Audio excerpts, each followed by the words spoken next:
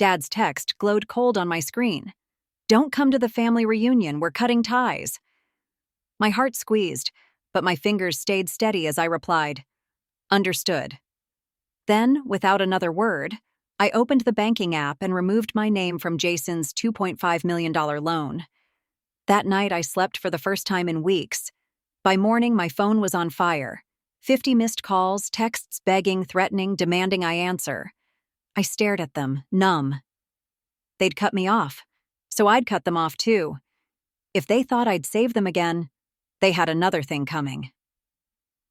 Before we dive into this shocking story of family betrayal and unexpected freedom, don't forget to subscribe and turn on the notification bell so you never miss these dramatic, true-to-life stories. If you love emotional twists and jaw-dropping family drama, hit that like button right now and share your thoughts in the comments below. We love hearing your stories too.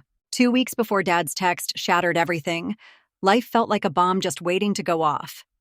I could feel it deep down.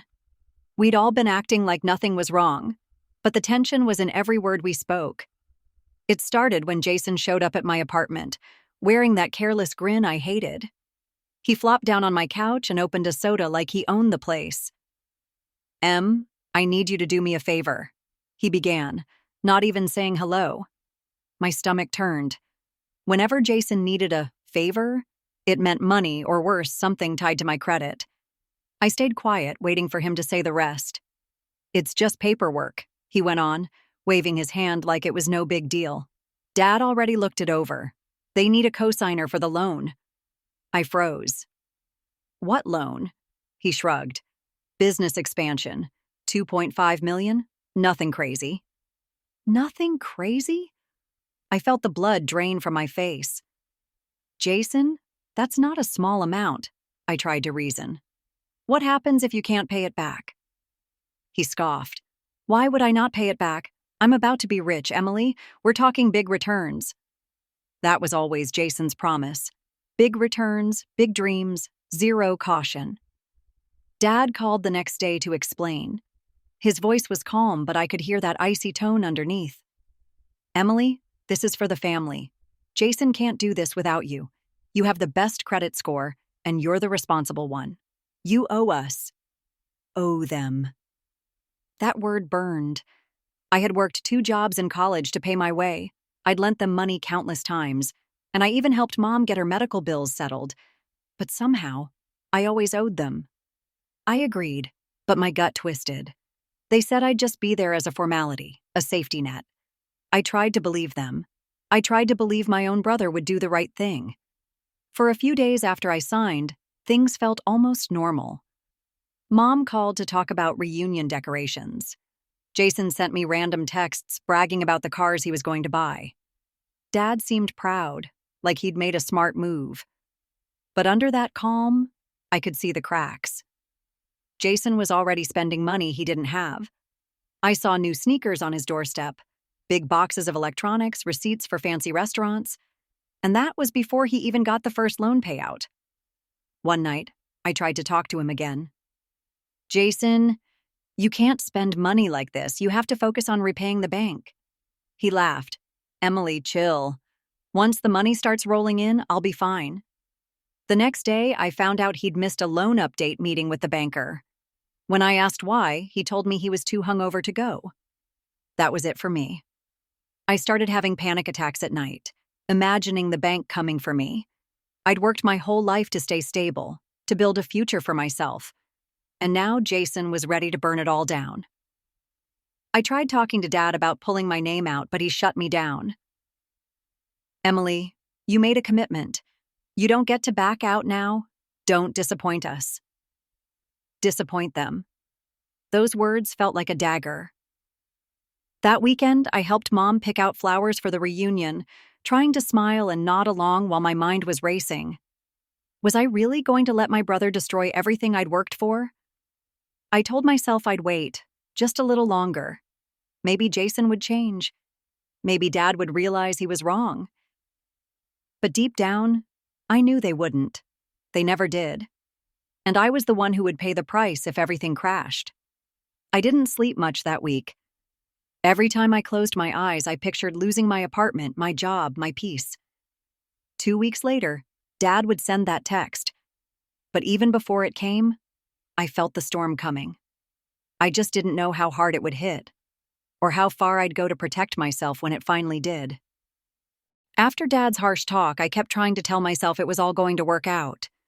Jason would get serious, pay down the loan, and I'd just be a quiet name on the paperwork exactly like they promised. That was the hope that helped me sleep, even though deep down I knew better. A week before the family reunion, Jason invited me to see the progress on his business project. He was all excited, texting me over and over until I finally agreed. I thought maybe seeing it would calm my worries. Maybe it would be real.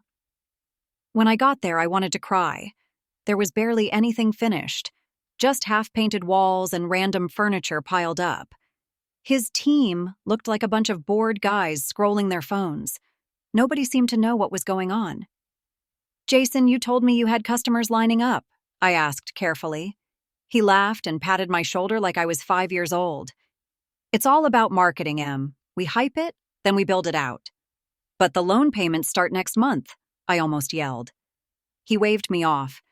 "Dad will help if it gets tight. He always does." That's when it hit me. Jason never planned to pay that loan on his own. He expected Dad to fix it. He expected me to fix it. I felt sick. That night, I called Dad, hoping he'd finally see reason. "Jason isn't ready, Dad. I saw it myself. He doesn't even have a real plan," I tried to explain. Dad's voice was hard and cold. "Emily, I don't want to hear it. Jason is family. Family helps each other. You should be proud to stand behind him." I bit my tongue so hard it hurt. Family helps each other. But somehow, that only went one way in our house. Jason messed up. Jason took money. Jason wasted it. And I was supposed to clean it up. Again and again. I spent the next day at work trying to concentrate, but the numbers on my screen blurred. The risk was too big.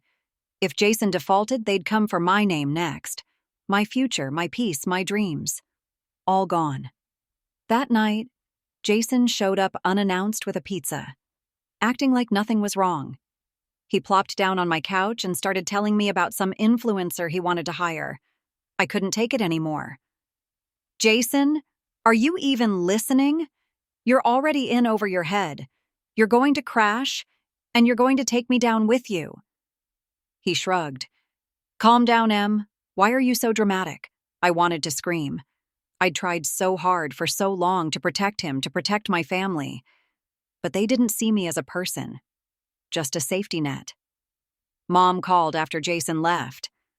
"Emily, honey, your dad's a little stressed right now. Don't push him too hard." I swallowed a sob. "Mom, I'm scared. If Jason can't pay, they'll come after me. I could lose everything." She sighed. "I know, sweetie, but you're stronger than he is. You'll figure something out." "You'll figure something out?" That was all anyone ever told me. I hung up and sat in the dark.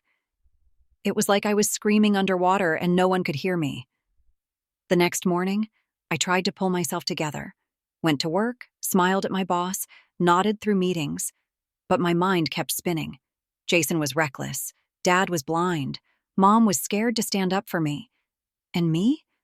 I was the responsible one, the steady one, the one who was about to be crushed under their mistakes. That night, I stood in front of the mirror and said it out loud. "They don't care about me." It felt like ripping off a bandage. Maybe I could walk away. Maybe I should. But even then, the guilt was huge, like a heavy stone on my chest. How could I betray my family? How could I look them in the eye after everything they'd done for me, even if most of it was just controlling me? I didn't have an answer yet, but I knew I couldn't go on like this. Something had to break, and it was going to break soon. The week before the reunion felt like I was balancing on a thin wire over a canyon. I kept waiting for Jason to slip, for Dad to snap, for the bank to call. Anything could push me over. Mom called me on Thursday to remind me about the family cookout before the big reunion.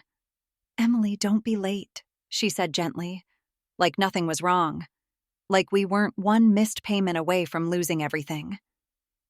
I showed up that afternoon, trying to hold myself together. The backyard looked the same as always. Dad's big grill, Mom's flower pots, Grandma laughing with the cousins. It was almost peaceful if I ignored the loan hanging over my head like a dark cloud. Jason strutted around bragging about his business empire, telling anyone who would listen about all the money he was going to make. I wanted to scream. Nobody questioned him. Nobody asked where the money was coming from. I pulled him aside near the shed. "Jason, stop telling everyone you're rich," I hissed. "You haven't made $1 yet." He glared at me, then smirked. "Relax, Emily. Nobody wants to hear you whining. We're celebrating." Celebrating what? I thought. A house of cards about to fall? I went inside to breathe, washing my hands at the kitchen sink. Grandma came in, smiling kindly. "Emily, sweetheart, don't worry so much. Jason is a smart boy." I wanted to laugh. Jason was many things, but smart wasn't one of them. Dinner was tense. Dad made a toast, thanking Jason for leading the family into a new chapter. Then he looked right at me, sharp and cold. "And we're grateful Emily stood behind him." Everyone clapped. I felt my stomach drop. They made it sound like I'd had a choice, like I'd been cheering Jason on instead of screaming inside. After dinner, Dad pulled me aside near the grill. His smile was gone. "You've been trying to scare your brother?" he accused. "I'm trying to protect him," I snapped back. Dad's eyes went hard. "Don't question my decisions. Don't challenge your brother. You are a support system, Emily. Nothing more." My heart broke at those words.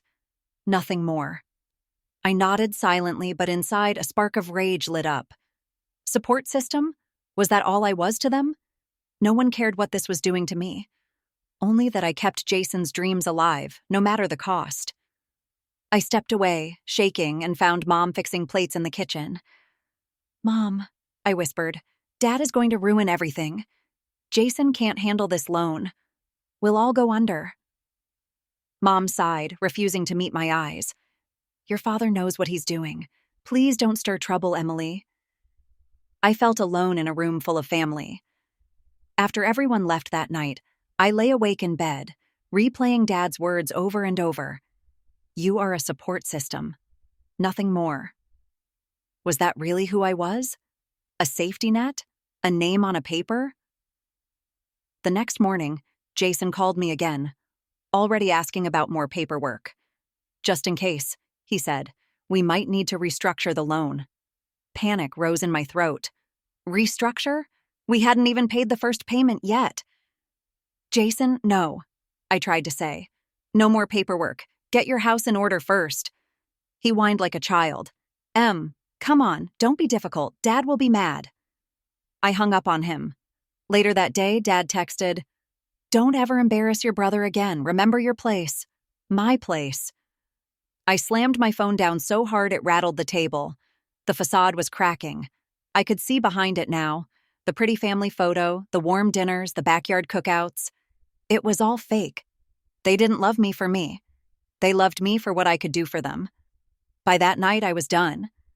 I didn't have a full plan yet, but the first seeds of it were growing. I wouldn't let them destroy me. I wouldn't let them own me, and no matter what it cost, I was going to find a way out, even if it meant losing everything I thought I loved. I tried to pretend everything was fine after the cookout, but my heart felt like it was about to explode. Every time Jason called, every time Dad glared at me, I felt smaller, weaker. I couldn't eat, couldn't sleep, couldn't even smile anymore. Then came the worst day. Jason barged into my apartment without warning. He was all smiles, waving a thick folder. "Hey, Em, I need your help. It's just a quick signature." My chest tightened. "What is it now?" He dropped the folder on my table. "We're restructuring the loan. The bank wants more proof of cosigner security. They said you need to sign these forms." I opened the folder with shaking hands. Page after page of legal words I barely understood. But one line burned into my brain. Increased personal guarantee. My personal guarantee. If Jason failed, I wouldn't just lose my credit. I could lose everything I owned. I looked up at him, and something inside me snapped. "Jason, I'm not signing this." He laughed like I was a child telling him no. "Come on, Emily, you're being dramatic. You're part of this." I shoved the folder back at him. "I'm done being part of your mess." His face turned cold, angrier than I'd ever seen. "You don't get to walk away. Dad will never let you." I stepped back. "Dad can't stop me." Jason's voice dropped to a hiss. "Your family. You owe us." That word again. Away. I felt the heat rise in my face. "I don't owe you anything," I whispered, trembling. He slammed his hand on the table, making me jump. "If you don't sign this, you're ruining us." I almost choked on the pain in my chest. Us? When had us ever included me? Jason stormed out, yelling over his shoulder that I'd regret it. My legs gave out and I sank to the floor, sobbing. I'd tried so hard to save him, to save Dad, to save the family. But nobody wanted saving. They only wanted me to sacrifice. That night I lay awake, staring at the ceiling. I could feel the walls of my life closing in. The bank, the loan, Jason, Dad. It was too much. Then the idea came. Simple, harsh, final. Remove your name from the loan. My hand shook at the thought. Was it even legal? Would they come after me? But I had to try. If I didn't, I'd lose everything anyway. The next morning, I called the bank. The lady on the phone was polite but firm. I explained everything, Jason's lies, his spending, my fears. I held my breath while she checked the paperwork. "Miss Emily," she finally said, "since the funds have not been fully drawn, you have the right to remove your guarantee before final disbursement." I nearly burst into tears. "I want to do that," I said. My voice felt tiny, but powerful. She took down my details and promised to process the removal. When I hung up, I felt like I could breathe for the first time in months. Then the guilt punched me in the stomach. I was betraying my brother, my father, my entire family. But wasn't it worse to betray myself? I stared at my phone, waiting for the fallout. Nothing came that night. No calls, no texts. It was the quiet before the hurricane. I sat alone at my window, watching the lights of the city blinking in the dark. I'd done what I had to do. No more running, no more saving everyone else. The next day, Dad's text came like a bullet. "Don't come to the family reunion, we're cutting ties." My eyes stung, but I didn't cry.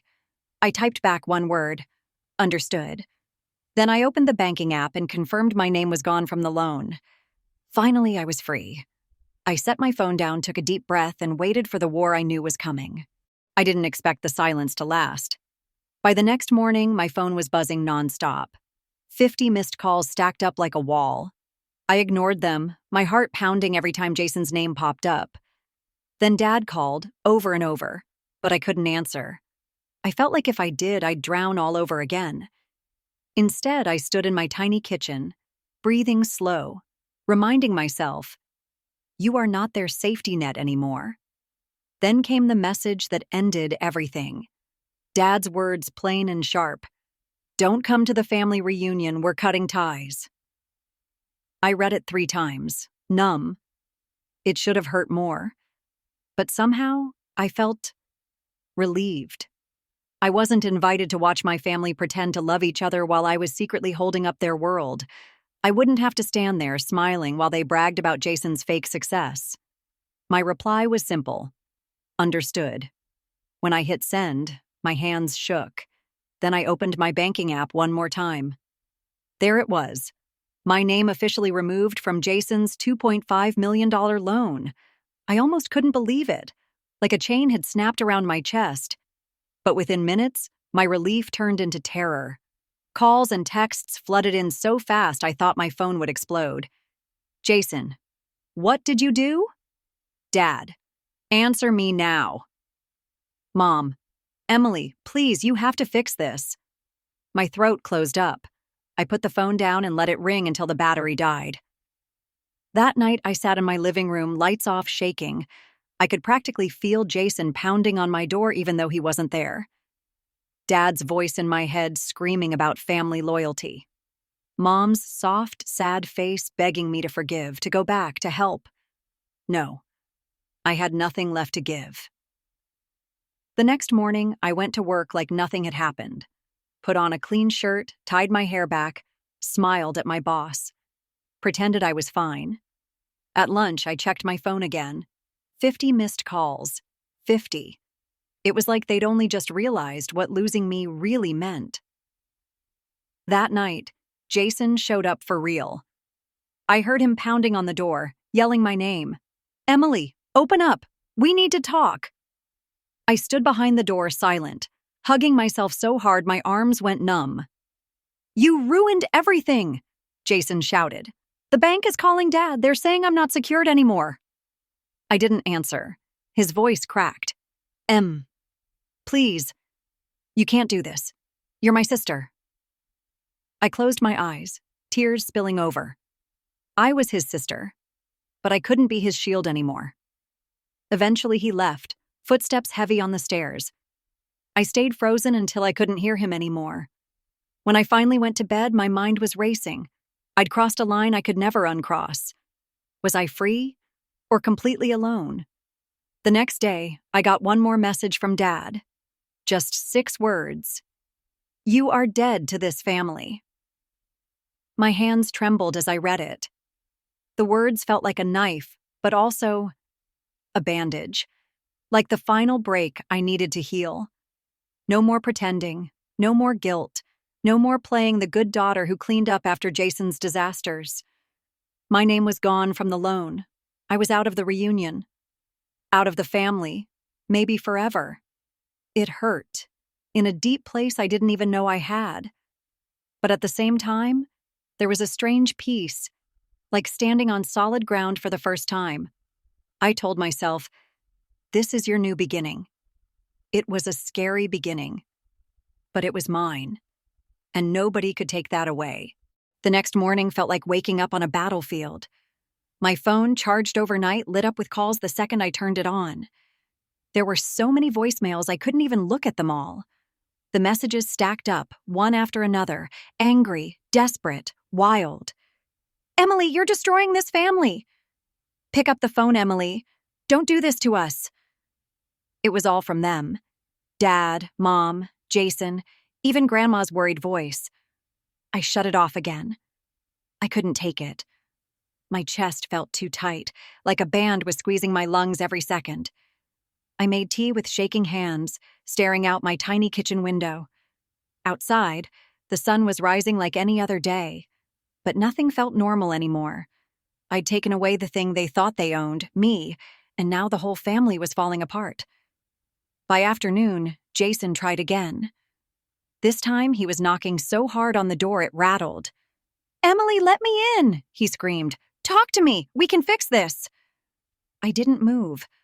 I sat on the floor behind the couch, hugging my knees. My heart pounded like a drum. "Don't you get it?" Jason yelled through the wood. "They're gonna take everything. Dad's freaking out. We need you."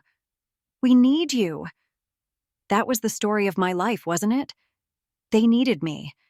They needed my money, my credit, my forgiveness. But they never cared what I needed. After a while, I heard him slide to the floor on the other side of the door, breathing hard. His voice cracked, sounding younger than I'd heard in years. "Please, don't do this to me." My eyes burned with tears. I wanted to open the door, to hug him, to tell him I'd fix everything. But I couldn't. If I opened that door, I'd be trapped all over again. I stayed silent. Eventually, he left. When I finally stood up, I felt like I'd aged 10 years in one day. I couldn't remember the last time I'd eaten a proper meal or even laughed. My whole body felt heavy and hollow at the same time. That night, I lay in bed listening to voicemail after voicemail. "This is your family. Don't betray your blood. Do you know what you've done?" My eyes blurred, but I forced myself to listen. I had to remember why I was doing this, so I wouldn't break. Then Dad's voice came through, cold and final. "You will regret this, Emily. We won't help you when you come crawling back." A cold chill ran through me. I wasn't planning to crawl back. That was the difference now. The next morning, I woke to silence. No calls, no pounding on my door, nothing. It felt strange, like the eye of a hurricane. I got dressed, went to work, tried to focus. But every tiny sound made me jump. I kept expecting Jason to appear, to drag me back into the mess. That night, Mom called one more time. This time I answered because her name made my heart squeeze. "Emily," she breathed. "Baby, please. Jason is going to lose everything. They're talking about repossessing the house." I swallowed hard. "Mom, I can't do it. I can't save him." She was quiet for a long moment. "Then what do we do?" I heard it in her voice. She didn't have answers. She'd always depended on Dad. Dad depended on Jason. And they all depended on me. "Mom," I whispered, my voice shaking. "I'm sorry, but I can't be your rescue anymore." She started to cry. It ripped through me like a knife. When the call ended, I curled up under my blanket and cried harder than I had in years. The silence afterward was the worst part. I was alone, truly alone. But even in the loneliness, a tiny spark of hope glowed in me. I had done the impossible. I had chosen myself. The next morning, I tried to move on with my day. I made a pot of coffee, checked my emails, tried to act like a normal person with a normal life. But every time the floor creaked, I jumped, thinking Jason would come pounding on the door again. He didn't show up until after lunch. I heard the knock first. Softer this time, almost polite. "Emily?" His voice was shaky. "Can we talk?" I froze, gripping the edge of the counter. A part of me wanted to slam the door in his face, but another part needed to know what he'd say. I opened the door just enough to see his face. Jason looked terrible. Eyes red, hair a mess, dark circles under his eyes. I'd never seen him look so lost. Please." He stepped closer. "Just hear me out." I stepped back, letting him inside. He sank onto my couch like his legs couldn't hold him up anymore. "They're going to take everything," he whispered. "The bank, the house, Dad's credit, everything." I felt a sharp pain in my chest, but I stood firm. "I warned you, Jason. You didn't listen." He buried his face in his hands.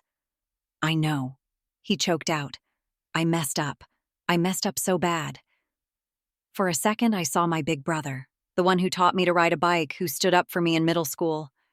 I almost reached for him, almost.